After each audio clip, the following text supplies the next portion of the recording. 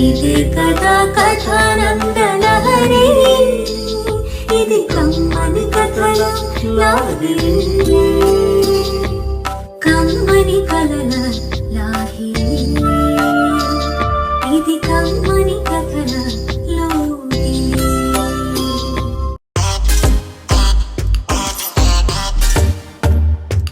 కథానందలహరి సభ్యులకు శ్రేయోభిలాషులకు నమస్కారం. నేటి కథ నైటి. రచన చిర్రావూరు మదన్మోహన్.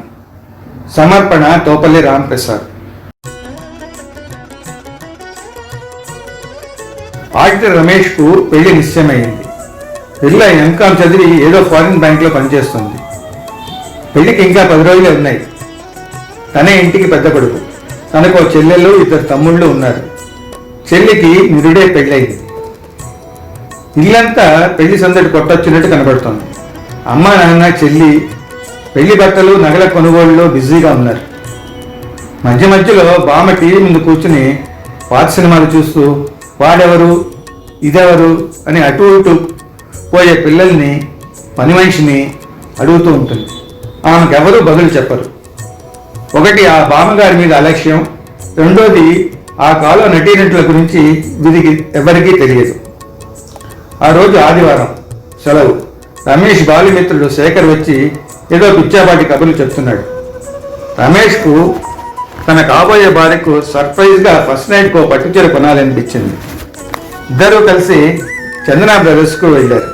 అక్కడ అమ్మా నాన్న చెల్లి దర్శనమిచ్చారు.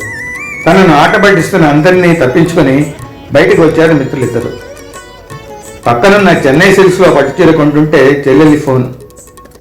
మీ ఆవిడికి ఫస్ట్ నైట్కు ఎర్ర చీర కావాలా ఫారెన్ చీర కావాలా? అఫ్కోర్స్ పట్టు చీరేలే.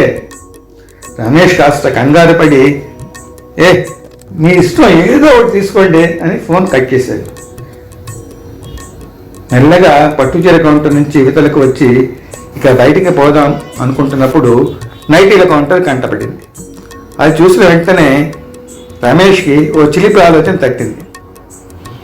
పట్టు చీర కొన్నా చివరికి నైటీతోనే ఈ కాలం లేడీస్ నిద్రపోతారు కాబట్టి మంచి బ్రాండెడ్ నైటీలు కొందామని ఆ కౌంటర్కు వెళ్ళాడు మిత్రుడితో.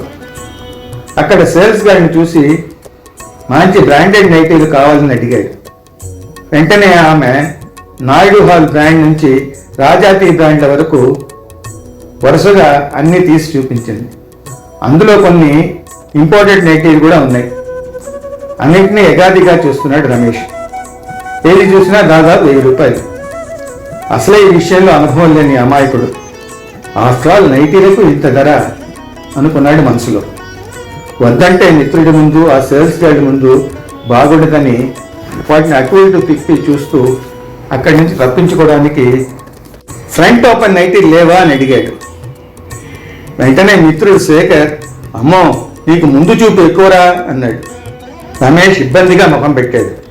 సేల్స్ గైడ్ అది విని సిగ్గుపడి ముసిముసి నవ్వులు నవ్వింది.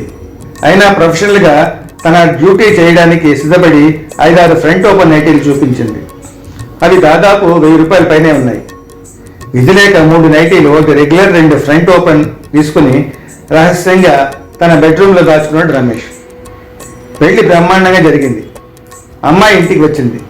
అన్నీ బాగున్న అల్లుడి నోట్లో శని అన్నట్లు ఫస్ట్ నైట్కి ముహూర్తం పెళ్లికి 3 రోజుల తర్వాతనే పడింది. అమ్మాయి అయితే ఇంటికి వచ్చింది కానీ అసలు తృప్తి దక్కలేదు రమేష్కి. కొత్త కోడలు ఇల్లంతా చనువుగా తిరుగుతోంది. అమ్మ చెల్లి బామ్మ మరుతులు అందరితోనూ కలిసిపోయింది ఆ 3 రోజుల్లో. ఆ రోజు రమేష్కు అఫీషియల్గా ఫస్ట్ నైట్. సాయంత్రం ఆఫీస్ నుంచి 6 గంటల పైన వచ్చిన అన్నను తన భార్య కోసం తను కొన్న కొత్త నైటీలో రిసీవ్ చేసుకుంది చెల్లి. ఆశ్చర్యంగా ఆమెను చూస్తూ లోపలికి వెళ్ళి సోఫాలో కూర్చున్న రమేష్కు ఇంకో షాక్. తను కొన్న ఇంకో నైటీలో బామ్మ టీవీ ముందు కూర్చుని సినిమా చూస్తున్నది. బామ్మ నీ కొత్త నైటీ భలే ఉందే అన్నాడు చుప్పనాటితనంతో. అవునరా, నా కొత్త మనవరాలు 2 ఇచ్చింది, ఇంకోటి నా గదిలో ఉంది, నువ్వున్నావు ఏం ప్రయోజనం అంటూ నసిగింది. రమేష్కి తన కొత్త భార్య మీద భలే కోపం వచ్చింది. రాత్రి రూమ్లోకి రాగానే ఎందుకు ఇలా చేశావని నిలదీసి అడిగిన రమేష్ని చూసి ఇంట్లో మామగారు 2 మరుదులు అటు ఇటు తిరుగుతుంటే నేను నైటీ ఎలా వేసుకోగలను? మీ చెల్లెలంటే మీ ఇంటి పిల్ల, అలాగే ఈ వయసులో కూడా అంతంత పొడుగు ముతక చీరలు కట్టుకోలేక బామ్మగారు అవస్థపడుతుంటే నేనే బలవంతం చేసి ఆ ఫ్రంట్ ఓపెన్ నైటీలు తొడిగించా. ఇప్పుడు ఆమెకు హాయిగా ఉంది. రమేష్కు ఇన్నాళ్లకు తమ కుటుంబ సభ్యులకు రాని తన భార్య ఆలోచనలకి అభినందించాలో ఆగ్రహించాలో తెలియక ఓ పిచ్చి నవ్వు నవ్వి ఆమెను తన చేతుల్లోకి తీసుకున్నాడు ప్రేమతో. నేటి కథ నైటీ. రచన చిర్రావూరు మదన్మోహన్. సమర్పణ తోపల్లి రాంప్రసాద్.